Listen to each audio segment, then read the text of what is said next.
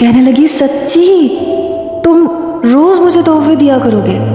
میں نے کہا نہیں روز تو نہیں، ہفتے میں 2-3 بار دے دیا کروں گا۔ کہنے لگی تم بہت اچھے ہو۔ اس نے وہ گفٹ پکڑا اور کمرے میں رکھنے چلی گئی۔ پھر ہم دونوں نے مل کے کھانا کھایا۔ کہنے لگی تمہارے لیے چائے بناؤں؟ میں نے کہا ہاں کیوں نہیں، چائے بناؤ اور پھر اپنا گفٹ کھول کر دیکھو۔ کہنے لگی ضرور کیوں نہیں، ویسے تم کیا لائے ہو؟ میں نے کہا تم کھول کے دیکھو، مجھے پتا ہے تمہیں بہت پسند آئے گا۔ بڑے خوشگوار موڈ میں ہم نے چائے پی اور پھر ہم کمرے میں آ گئے۔ وہ بہت خوش تھی۔ کہنے لگی مجھے لگ رہا ہے کوئی جیولری سیٹ ہوگا۔ میں نے کہا دیکھو تو تم خوش ہو جاؤ گی۔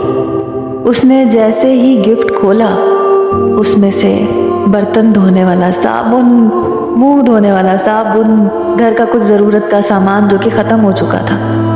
یہ دیکھ کر اس نے حیرت سے منہ کھول کے پہلے تو چیزیں دیکھی، پھر غصے سے میرے مسکراتے ہوئے چہرے کو دیکھا اور غصے سے بپھر کر بولی، کہنے لگی یہ اسے گفٹ کہتے ہیں؟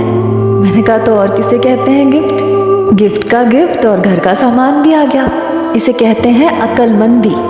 وہ کہنے لگی اسے کہتے ہیں کنجوسی۔ میں بھی کس سے امید لگا کے بیٹھی تھی۔ اس کی آنکھوں میں موٹے موٹے آنسو آنے لگے اور میں حیران تھا کہ وہ رو کیوں رہی ہے۔ مجھے تو لگا تھا خوش ہو جائے گی، لیکن اس کا تو منہ بن گیا۔ میں نے کہا اب تمہیں کیا ہوا؟ کہنے لگی کچھ نہیں۔ اس نے وہ گفٹ پیک ایک طرف رکھ دیا، تکیہ درست کیا اور لیٹ گئی۔ کہنے لگی میری قسمت ہی خراب ہے جو مجھے تم جیسا شوہر ملا ہے جسے عورت کے جذبات کا ذرا بھی احساس نہیں ہے۔ میں نے کہا مجھے بھی ناشکری بیوی ملی ہے جس کے لیے جو مرضی لے آؤ ناخوش رہتی ہے۔ کہنے لگی رکھو اپنے پاس اپنا سامان، خبردار سے دوبارہ کبھی میرے لیے کوئی تحفہ لائے تو۔ میں نے کہا ہاں اتنے فضول پیسے میرے پاس بھی نہیں ہیں۔ اس رات تو میں نے بھی صحیح سے بات ہی نہیں کی۔ کیا سمجھتی تھی اپنے آپ کو؟ ارے بھائی جو کچھ لایا تھا وہ خوش ہو کے لے تو سکتی تھی۔ اگلے روز ہم دونوں ہی آفس چلے گئے۔ اب یہ ہوتا تھا کہ وہ میرا سارا کام ضرور کر دیا کرتی تھی، پر کھانا کھانے کے بعد تکیہ رکھتی اور لیٹ جاتی۔ چند دن تک تو میں سوئی ہوئی کو دیکھتا رہا۔ اس کے برابر میں تقریباً لیٹ گیا، اس کے گھنگریالے بالوں میں انگلی ڈال کے گھمانے لگا۔ کہنے لگی فرحان مجھے مت چھیڑو۔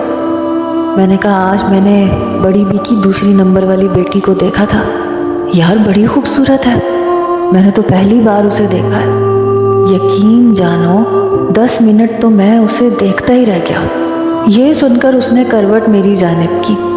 کہنے لگی تو پھر اسی سے شادی کر لیتے، مجھ سے کیوں کی تھی؟ میں نے کہا پہلے نظر جو نہیں آئی تھی وہ تم ہی تھی، تو میں نے صبر شکر سے کام لے لیا۔ مجھے کیا پتا تھا کہ چنی منی آنکھوں والی اور گھونسلے جیسی بالوں والی لڑکی میرے پلے پڑ جائے گی، اوپر سے وہ بھی ناشکری۔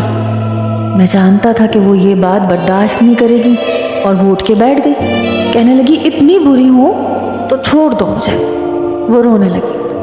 میں نے کہا اتنا بھی آسان نہیں ہوتا چھوڑنا، مجھے تو کوئی بھی حسین و جمیل مل جائے گی، لیکن تمہارا کیا ہوگا؟